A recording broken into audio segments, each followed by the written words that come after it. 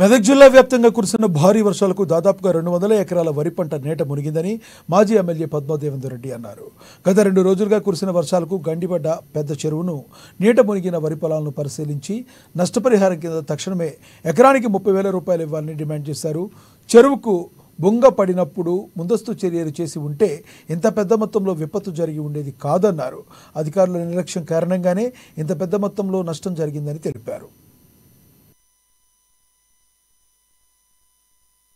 ముఖ్యంగా రాష్ట్రంలో మరి ముందుగానే తుఫాన్ హెచ్చరికలు వచ్చినప్పటికీ కూడా ప్రభుత్వము మరి మొద్దు నిద్రపోతుంది. ప్రభుత్వం పట్టించుకోలేదు.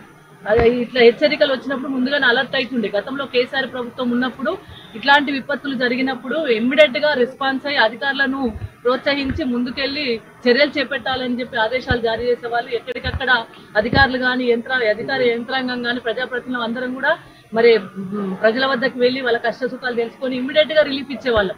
కానీ ఇప్పుడు ఏమైతుంది, తుఫాన్ వస్తుందని హెచ్చరికలు వాతావరణ శాఖ హెచ్చరికలు చేసినప్పటికీ కూడా ఈ ప్రభుత్వం పట్టించుకోలేదు. ఇంత ప్రాణ నష్టం జరిగింది. దాదాపు 30-32 మంది చనిపోయినరు. ప్రాణ నష్టం జరిగింది, బాగా ఆస్తి నష్టం జరిగింది. పంట పొలాలు మొత్తం మునిగిపోయినాయి. వరదలు వస్తూ ఉన్నాయి. ఖమ్మం జిల్లా లాంటి దగ్గరైతే వరదలు వచ్చి కొట్టుకుపోతున్నారు. అక్కడ వాళ్ళకి ఫుడ్ కూడా సరైన పద్ధతిలో అందించడం లేదు. ఇక్కడ కూడా మరి ఇప్పటి వరకు అధికారులు కానీ అదేవిధంగా మరి ప్రజాప్రతినిధులు కానీ వచ్చి పర్యవేక్షించడానికి పరిష్కారం ఇవ్వట్లేదు. కేవలం